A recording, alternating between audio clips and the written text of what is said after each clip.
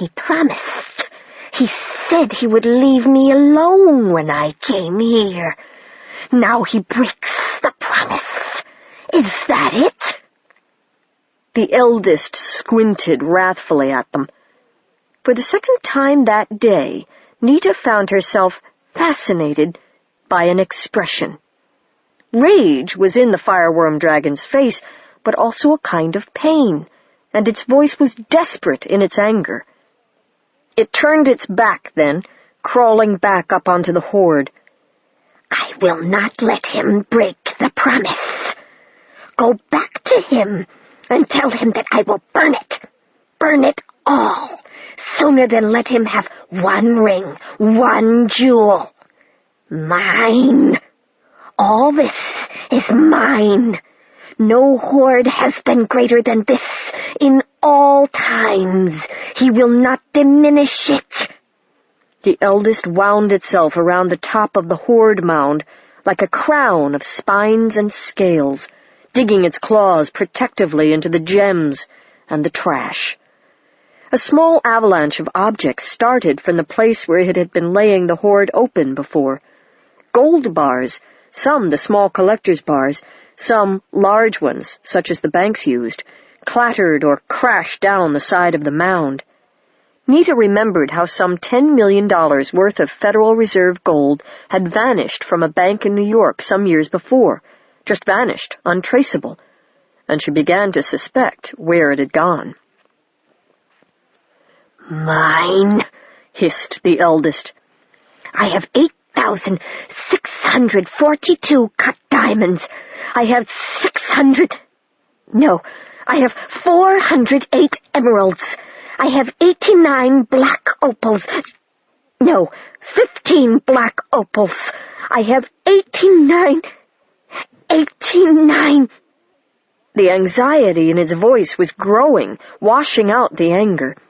Abruptly, the eldest turned away from them and began digging again, still talking, its voice becoming again as it had been when they first came in, hurried, worried. 89 pounds of silver plate. I have 214 pounds of gold. No, platinum. I have 670 pounds of gold. "Nita," Kit said very softly, in English, hoping the eldest wouldn't understand it. "You get the feeling it's losing its memory?" She nodded. Lord, how awful! For a creature with the intense possessiveness of a fireworm to be unable to remember what it had in its hoard must be sheer torture. It would never be able to be sure whether everything was there. If something was missing, it might not be able to tell. And to a fireworm, whose pride is in its defense of its hoard from even the cleverest thieves, there was no greater shame than to be stolen from and not notice and avenge the theft immediately. The eldest must live constantly with the fear of that shame. Even now it had forgotten Kit and Nita and Fred as it dug and muttered frantically, trying to find something, though uncertain of what it was looking for. Nita was astonished to find that she was feeling sorry for a creature that had tried to kill her a few minutes before. "Kit," she said, "what about the bright book? Is it in there?" He glanced down at the dark book, which was straining in its backpack toward the piled-up hoard. "Uh-huh. But how are we going to find it? And are you sure that defense shield is going to hold up at close range when he comes after us? You know it's not going to just let us take something." "Why not trade it something?" Fred asked suddenly. Nita and Kit both looked at him, struck by the idea. "Like what?" Kit asked. "Like another book?" "Oh, no!" they said in simultaneous shock.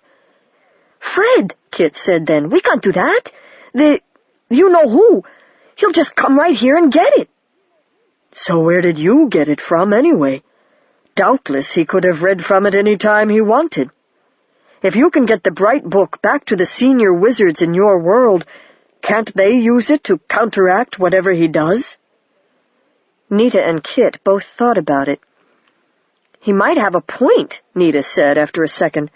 "Besides, Kit, If we do leave the dark book here, can you imagine you-know-who getting it back without some trouble?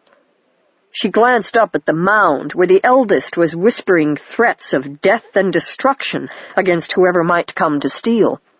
He wouldn't have put the bright book here unless the eldest was an effective guardian. Even through the discomfort of holding the dark book, Kit managed to crack a small smile. "Gonna try it?" Nita took a step forward. Instantly the dragon paused in its digging to stare at her, its scaly lips wrinkled away from black fangs in a snarl, but its eyes frightened. "Eldest," she said in the speech, "we don't come to steal. We're here to make a bargain."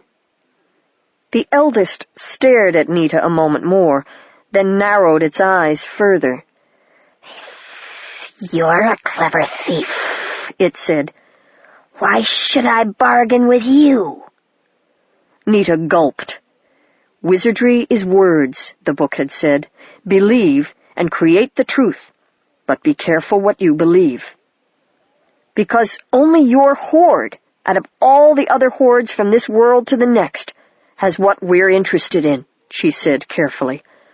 "Only you ever had the taste to acquire and preserve this thing." "Oh?" said the eldest.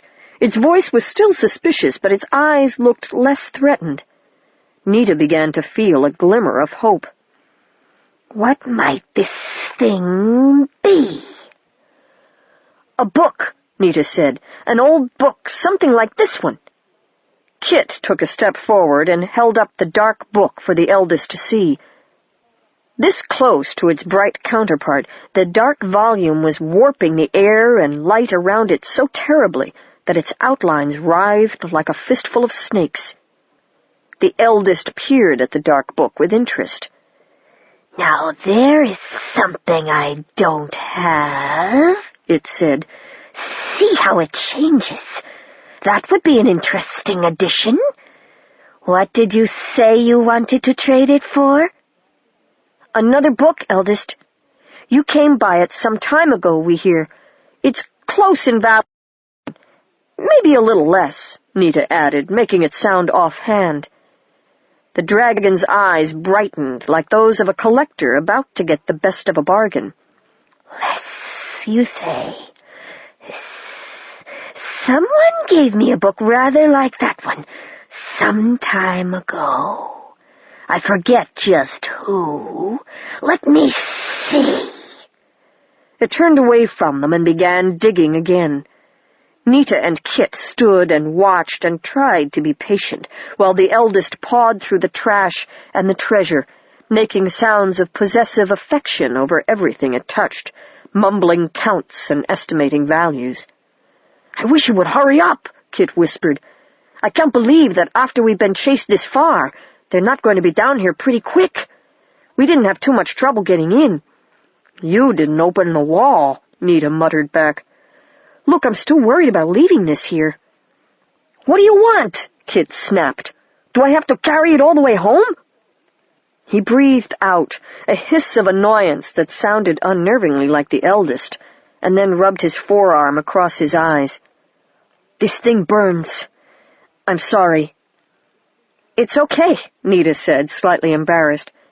"I just wish there was some way to be sure that you-know-who wouldn't get his hands on it any time soon." Kit looked thoughtful and opened his mouth to say something. It was at that moment that the eldest put its face down into the hole it had been digging and came up again with something bright. The Book of Night with Moon fell with a thump onto a pile of gold and gems and made them look tawdry, outshone them in a way that seemed to have nothing to do with light. Its cover was the same black leather as that of the dark book, but as one looked at it, the blackness seemed to gain depth.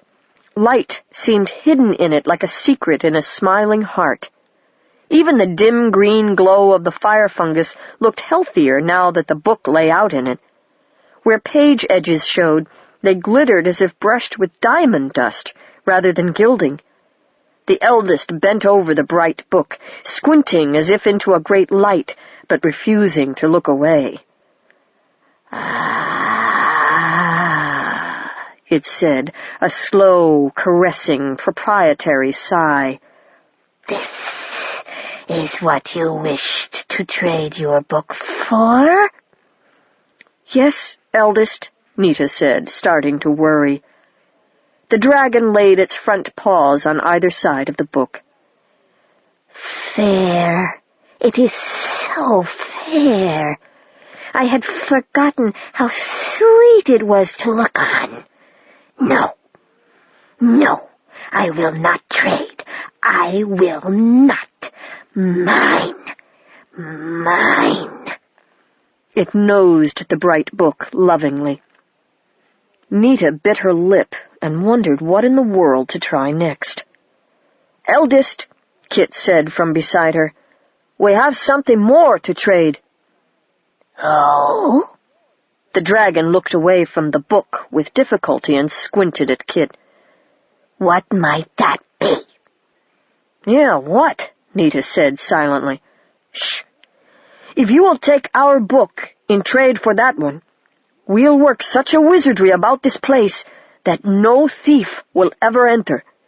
You will be safe here for as long as you please, or forever."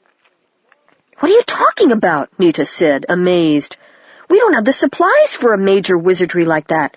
The only one you could possibly manage would be one of the blank check spells. I know. Nita, shut up." The eldest was staring at Kit. "No one would ever come in again to steal from me?" it said. "That's right." Nita watched the dragon's face as it looked away from Kit, thinking. It was old and tired, and terrified of losing what it had amassed, but now a frightened hope was awakening in its eyes. It looked back at Kit after a few seconds. "You will not come back either? No one will trouble me again?" "Guaranteed," Kit said, meaning it. "Then I will trade. Give me your book and work your spell and go. Leave me with what is mine." And it picked up the Book of Night with Moon in its jaws and dropped it off the Horde Hill not far from Kit's feet. Give me, the eldest said. Warily, Nita dropped the shield spell. Kit took a couple of uneasy steps forward and held out the dark book. The dragon shot its head down, sank teeth in the dark book, and jerked it out of Kit's hands so fast that he stared at them for a moment, counting fingers. Mine, it hissed as it turned away and started digging at another spot on the hoard, preparing to bury the dark book. Kit stooped, picked up the Book of Night with Moon. It was as heavy as the dark book had been, about the size of an encyclopedia volume, and strange to hold. The depth of the blackness of its covers made it seem as if the holding hands should sink right through. Kit flipped it open as Nita and Fred came up behind to look over his shoulder. "But the pages are blank," Fred said, puzzled. "It needs moonlight," Kit said. "Well, this is moonlight." Nita held up the Rowan wand over the opened book. Very vaguely they could make out something printed, the symbols of the speech, too faint to read. Then again, maybe second-hand moonlight isn't good enough. "Kit, what are you going to do? You have to seal this place up now. You promised." "I'm going to do what I said. One of the blank check wizardries." "But when you do those, you don't know what price is going to be asked later." "We have to get this book, don't we? That's why we're here. And this is something that has to be done to get the book. I don't think the price will be too high. Anyway, you don't have to worry. I'll do it myself." Nita watched Kit getting out his wizard's manual and bit her lip. "Oh, no, you're not," she said. "If you're doing it, I'm doing it too. Whatever you're doing."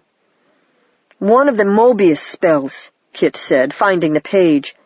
Nita looked over his shoulder and read the spell. It would certainly keep thieves out of the hoard.